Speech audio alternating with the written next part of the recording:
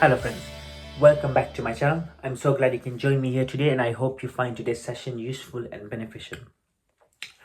One of the things regarding human psyche and psychology is that sometimes we as human beings become lazy. We try to put off tasks, especially things that we find intrinsically boring, things that we have no motivation to do. We just put it off. And recently I read a really good book. It is called Solving the Procrastination Puzzle by Timothy Cycle. So Timothy Cycle is an associate professor in Canada in Ottawa, and he basically studied procrastination and researched about procrastination for the last 25 years, 30 years. And that's the beauty about books. I think books are amazing because he spent 20 plus years studying about a certain topic, and all I need to do is just read his book. It's only 100 pages, and I learn about procrastination. Now, there's one thing that's important to be said before we actually dive into the topic, and that is sometimes procrastination is a good thing. So, I've spoken about this in a different video as well, but if you have a certain goal in mind and you're working towards that goal, when you say yes to that one goal, you're saying no to 100 different things, and you are going to procrastinate on those 100 different things. And in this case, procrastination is a good thing because you don't want those things to distract you from your focus, from the thing that you need to do. So that's a good thing. But besides that, procrastination is a bad thing. Procrastination stops us from doing things that we should be doing because we're getting lazy and we find something boring, we put it off. And it harms no one but ourselves because that presentation is still going to be due tomorrow. That board meeting will still happen tomorrow. That assignment is still due tomorrow, regardless of whether I do the work or not. And one of the useful tips that the author gives in the book is that he says, when that happens, just do it. Just stop thinking about it. Stop creating scenarios in your head that, oh, I need to play a video game because it's good for my mental health and I need to be refreshed and rejuvenated so that I can start the assignment tomorrow. Stop kidding yourself. Just go ahead and do it because you will feel better after you've done it. And Nike is not sponsoring this video, but essentially that's exactly what Nike's motto is. Just do it. And I did this for my running journey. So when I started running in May 2023, I told myself, okay, tomorrow I'm going to start running because it's a good habit to get into and I do want to start running and all of this stuff. And then I thought to myself, but why tomorrow? Like, what is stopping me now? I had no obligations at that point in time in the evening on a work day. After work was finished, I had no other obligations. Why can't I just go for a run now and start the journey now? Why delay till tomorrow? And that's what I did. And now fast forward, I've run 2 half marathons. I'm due to run a third half marathon, and I hope to continue my running journey for as long as I can. And that's what it's all about. You got to stop yourself from procrastination and going into this endless cycle of tomorrow and tomorrow and tomorrow, because tomorrow never comes. Now the author also talks about personalities and how different people are different suited to procrastination. So for example, some people are naturally he calls it self-prescribed perfectionists. So those people naturally want something to be so perfect before they even think about doing the thing, and that's why they procrastinate, because they just can't get themselves to do it. Or some people have low self-control, low self-esteem, and they're worried, they're scared of doing the thing because if it fails and all of that stuff. And sometimes you just have to bite the bullet, and if it fails, it will fail, and that's fine. It was going to fail anyways, and you learn from that failure. But you don't want to not start at all only because you have all of these other things. And some people find this easier than other people, which I acknowledge as well.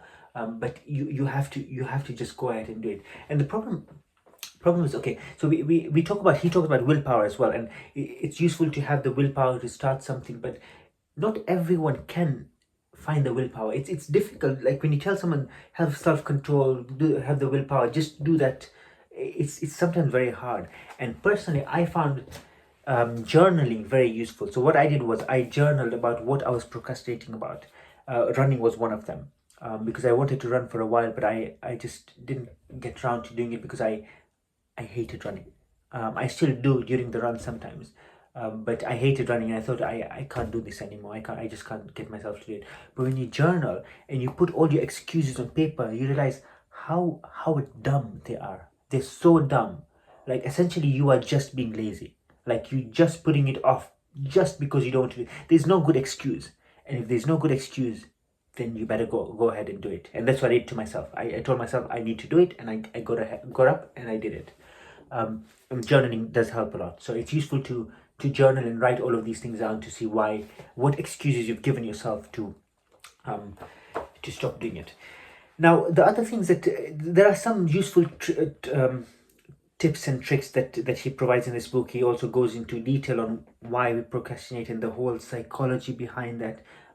He also talks about how you should become aware of your rationalizations. You should be cognizant that, for example, when I'm with my running journey, I was telling myself I'll start tomorrow.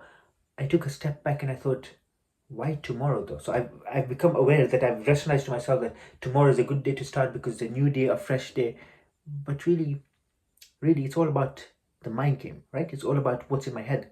And in my head, I realized I'm just procrastinating. I need to stop doing that. And that's exactly what the author talks about. And then, yeah, like I said, personality and all of that stuff. And um, that it's important to take into account. But one of the most useful things that he talks about, two useful things. The first useful thing that he talks about, he's got a whole chapter called Cyber Slacking on the Procrastination Highway, where he says, it only takes a minute, puts me on a slippery slope towards procrastination. And this whole chapter is about social media and how social media is so detrimental to our mental health, yes, but to us getting started on the task we need to do. So we'll say we'll scroll on Instagram for 2 minutes, 5 minutes, and then we'll start the work. Half an hour later, 40 minutes later, we're still on Instagram because those apps have sucked us down and have taken us away from the things that we need to do. And that they design like that. The apps are there to suck us in because it's all about the feel good that he talks about. We have so much feel good factor in the current moment that the feel good is so strong. We're so sucked into it that we don't want to look at the thing that we should be looking at, the important task we need to be looking at, the goal we need to be looking at. And when it comes to social media, there's a really good book by Carl Newport. It's called Digital Minimalism. And that, I think that's a really good book to read. It's on my reading list at the moment. I've read the excerpt and I plan to read the whole book as well. I might make a video about it as well at some point. But it's meant to be a fantastic book. Carl Newport, I love his work anyway, so I know it won't disappoint. But that's a good book to read. So I think that's important that we should stop procrastinating, and we should basically, to stop procrastinating, we should build things around us to help us in that progress, in this process. We should, if, for example, social media is distracting us, we should build a framework around us to stop that distraction. So before it even gets to that point, we should stop ourselves.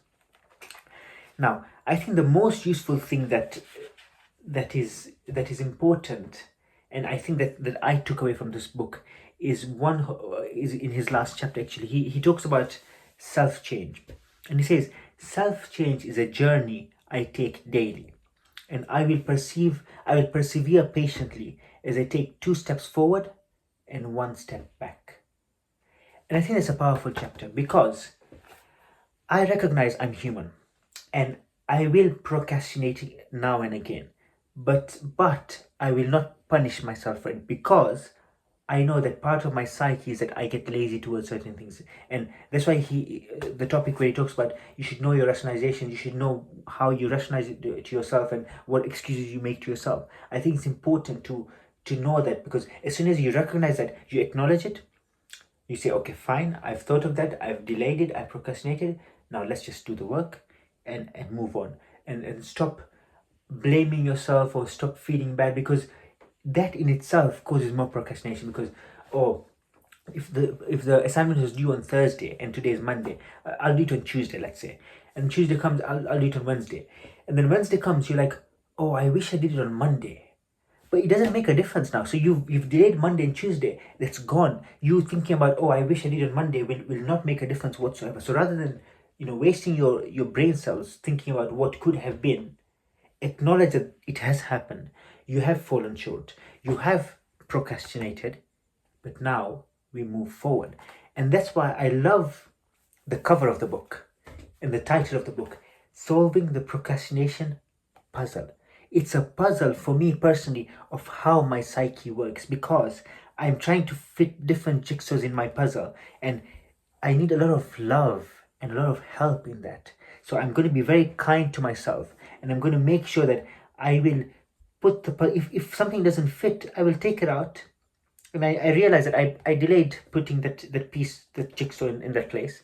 I will take it out and I'll find a new place for it, and I'll just move on to the next step. And I think that's really important. Like you have to be kind to yourself, and you shouldn't punish yourself overly, because that causes more procrastination and more heartache, and it's just unnecessary. And I think that's very useful when he, when he talks about all of this stuff. And it's it's a very useful way of looking at life, not just at procrastination, but just at life itself. But you be kind to yourself. Like this life is a journey. You are constantly, recognizing things that you didn't know about yourself. You're constantly learning, you're iterating, you're improving, but you need a lot of love and a lot of kindness in the journey. Not from other people, not as from other people, yes, but especially from yourself, because you essentially are the one who drives your journey forward.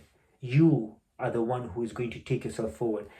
You are the one who will take yourself out of procrastination and do the things you need to do. So I think it's important to take these into account. I found these tips and tricks very useful to try and implement in my life.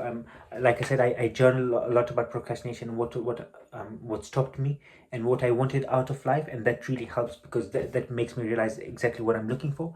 And using the tricks sometimes, rather than stop overthinking, I just do it, and then once I've done, then I'll think about it. Oh yes, it wasn't that bad, was it? I should have just done it from like 10 weeks ago. So I think that's a useful way to do it, and especially the last point I made about just being kind to yourself on this journey, recognizing that you are human, you do procrastinate, and rather than beating yourself about it, be kind to yourself. I'll be kind to myself, and I'll tell myself that it's okay if I procrastinated. I can't change the past. It's now time to change the future and do what I can for the future by implementing certain things in the present and in the now. So I hope you found this video beneficial and useful, and I hope I did encourage you to read this book, the Solving the Procrastination Puzzle. It's only about 100 pages, so I think you can read it in a few hours, 2, 3, 4 hours. Won't take very long, but I think you will learn a lot from this book, and I do highly recommend it. So that's it from me for this week, and I hope you enjoyed this video. Until next time, see you soon.